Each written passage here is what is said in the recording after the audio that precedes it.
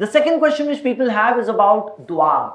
Regarding dua, the Islamic concept is Allah has openly declared in the Quran, Uduni astajib lakum. Ask me, I will answer your prayers. Allah has told this without any distinction that only righteous people should ask me, sinners don't ask me.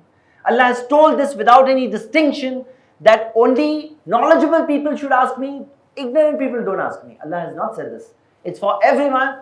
Uduni, ask Allah subhanahu wa ta'ala. Allah said, ask me. Astajib lakum, I will answer your prayers. Prophet Muhammad sallallahu alaihi wasallam said, Ad-du'au huwa al-ibadah. Dua is ibadah. How is it ibadah? It is an ibadah where a person realizes Allah is the one who's listening. Allah is the one who gives. He realizes that he has to be humble. A very big billionaire is asking, doing dua. He makes himself humble. He's begging before Allah subhanahu wa ta'ala. So this is ibadah. People say that no, we need an intermediary to reach Allah subhanahu wa ta'ala.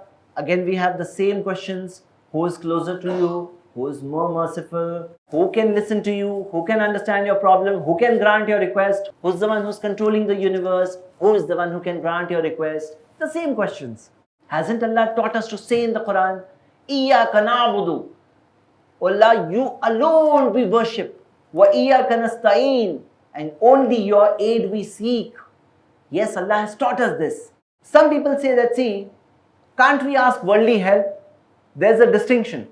For dua, it is only for Allah subhanahu wa ta'ala. For worldly help, obviously, we find there are hadiths, our beloved Prophet Muhammad sallallahu alaihi wasallam himself has asked help from people.